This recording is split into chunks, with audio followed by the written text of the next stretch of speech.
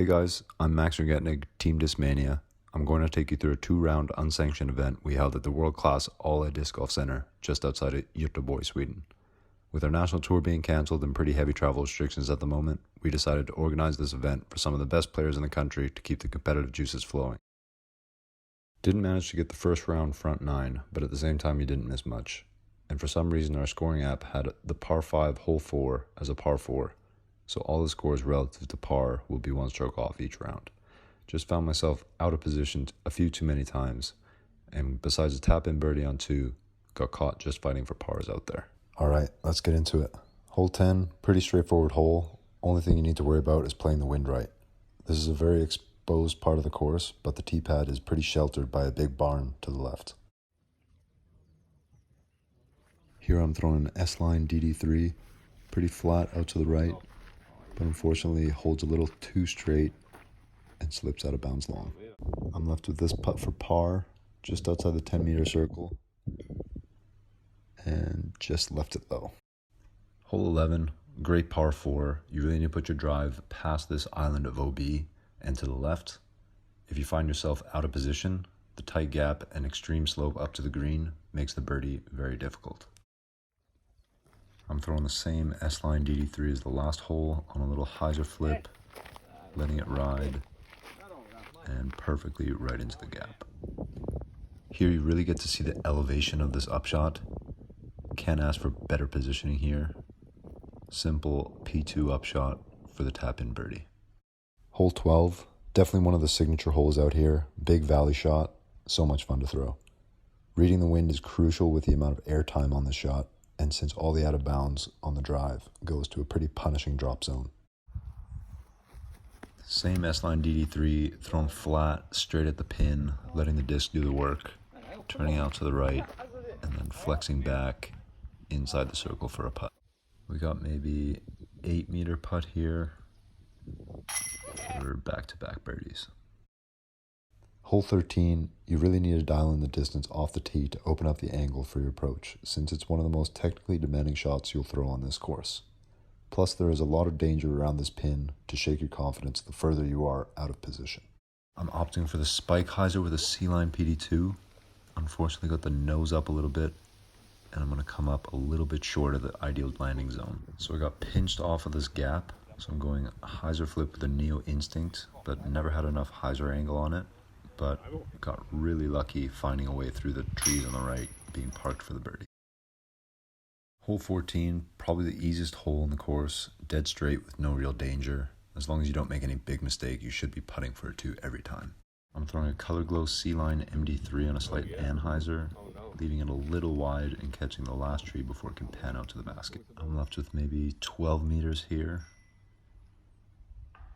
but never committed to the height and have to settle for par. Hole 15, another relatively easy hole. Only real danger is going out of bounds long. And with it being so downhill, putter is a popular choice from tee.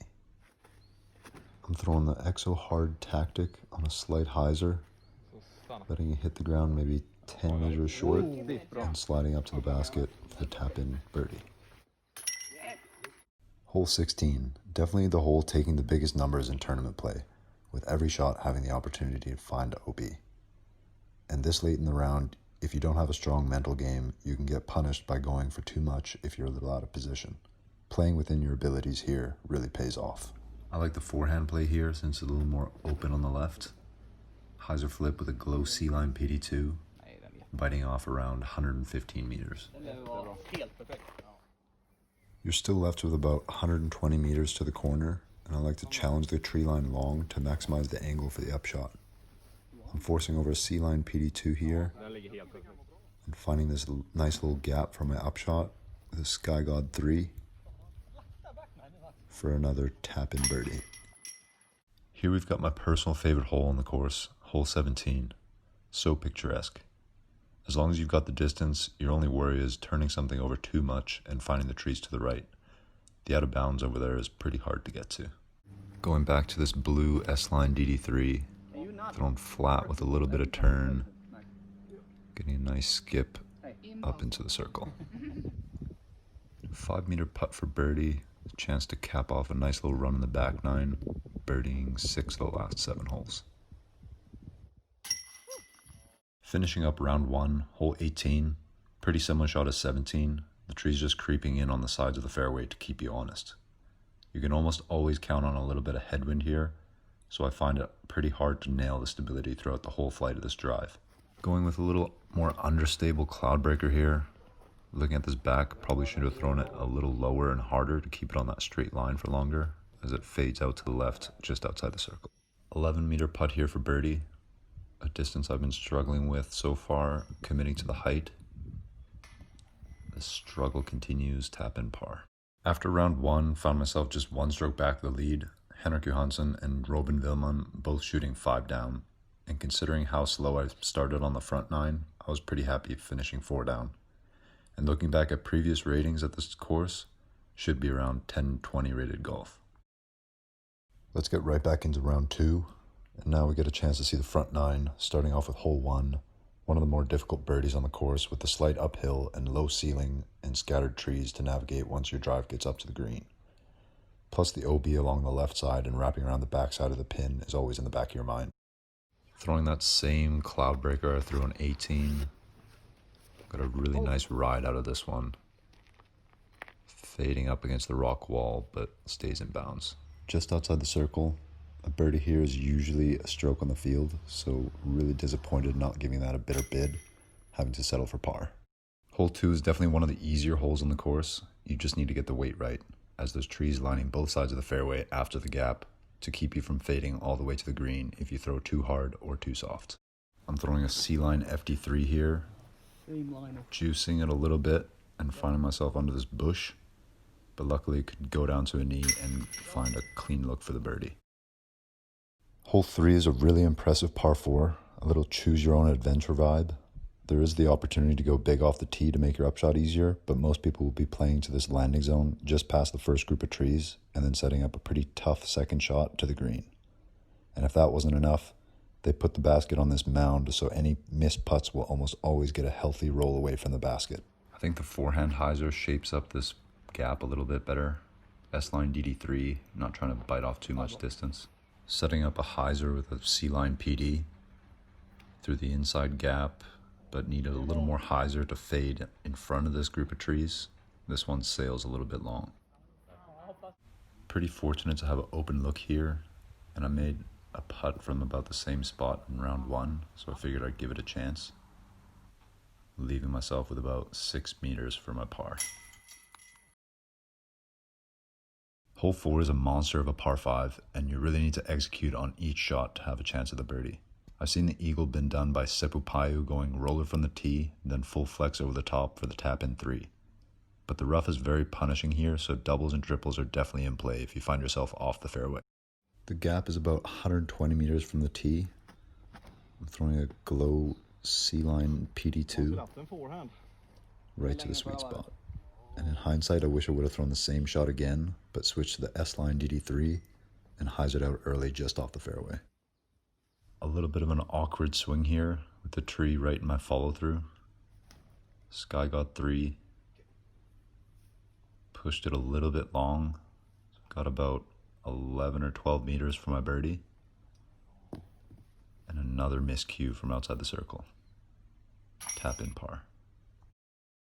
This map does not do this hole justice. Tightest hole on the course. Basically a tunnel shot the entire way to the basket with maybe a 2.5 meter initial gap.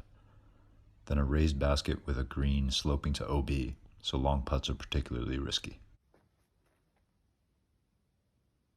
Color Glow C-Line MD3, just pulled it a little to the right, and I catch an early tree.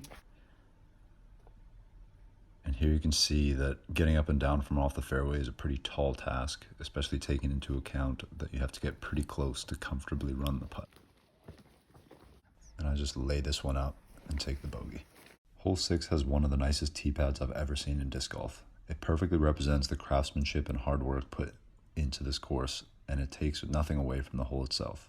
You need to navigate a handful of trees pretty early to get out into the open for your second shot, and then a pretty full drive uphill to the basket. I'm flexing a C-Line FD3, little grip lock, little body English, and I end up perfectly in the fairway.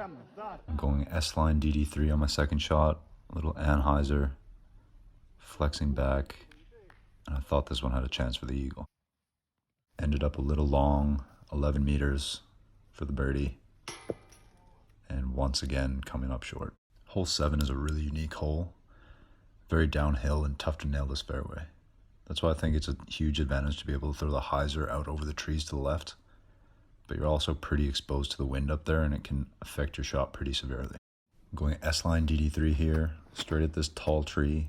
I want to fade just before it, and I thought I put enough power on it, so I think I got knocked down by a little right to left wind because it caught the top of the last trees. So I'm going to give this a little half run for the birdie, but tap in for par. Hole 8 is a nice straight shot, not too tight. The uphill definitely makes it play a little longer than 110, but one of the holes you definitely want to be giving yourself a chance at the birdie every time. I'm throwing one of my more stable C-line PDs straight and letting the stability draw it into the green, but held it a little too straight and got caught up on the right side here. End up just giving it another half-hearted bid for birdie. You can really unload on this first drive on hole 9, get as far down the fairway as you can to make the upshot as short as possible. But we're also entering the open part of the course, which is most susceptible to wind, so you can get some pretty unpredictable behavior and end up in some tricky spots off the fairway. Put a really good move on this S-line DD3, and with the downslope you can get a little extra distance as this one comes up on about 170 meters. And I got about 70 left, C-line FD3 pitch, and parked for the birdie to put myself one down for the front 9. Going into the last 9 holes, I'm sitting 2 strokes back of Henrik Johansson for the lead, but I'm feeling pretty confident judging by how I played the back 9 in the morning. The wind had picked up a little bit at this point, so I went with a more stable cloud breaker here. Gave it a little more height, but it might have been an overcorrection from last time as it faded out a little early to the left. Now I have about 11 meters for birdie and still can't get my confidence up for those long birdie putts. Henrik took the birdie on 10 as well to push the deficit to 3 and put a little more pressure on me to start making up strokes. Here I'm just trying to replicate the same shot I had in round 1, S-line DD3, and it lands in almost the exact same spot. I think I got a little ahead of myself here, lost focus, pretty inexcusable early release, and had to scramble for my par.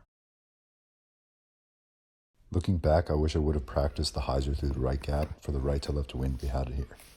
Because in the second that this S-line DD3 gets on that anhyzer, the wind just holds that wing down and won't let it flex back like it did in round 1. And I find myself skipping long OB. Sky God 3 from the drop zone, and the wind just gets a hold of this one and drifts it out to the left. I've got about 11 meters left to save my bogey into a headwind, and this one finally sticks.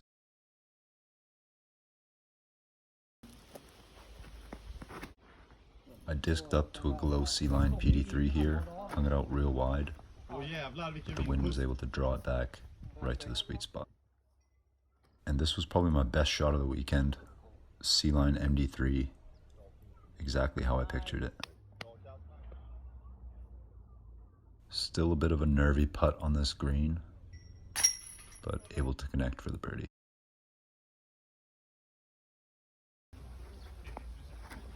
Same color glow C-line MD3 as I threw first round. Perfect line, but just juiced it a little bit past the basket. I was a little too optimistic, thinking I could putt through these trees without being affected. So I have to settle for the par.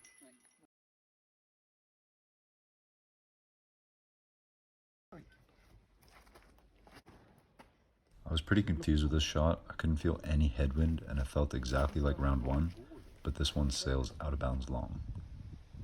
Pretty tough to run the putt from the drop zone with it sloping to the OB creek behind, so I end up taking another bogey.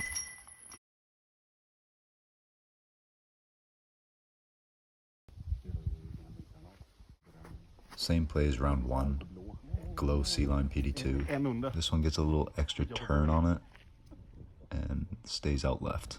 Pinched off a little bit, I go with my understable cloud breaker to try to get as much distance on this hyzer to make it to the corner.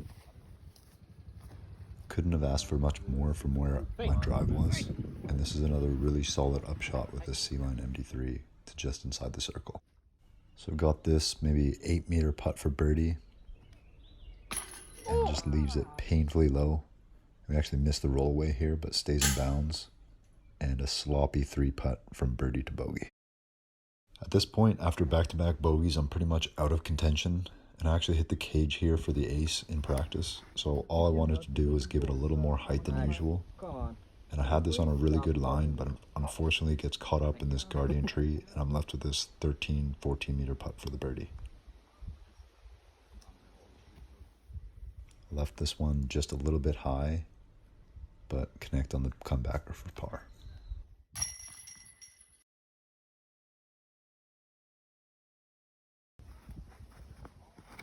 Last hole of the day, had a little bit of headwind, throwing the same blue S-Line DD3, but just didn't get enough turn on it.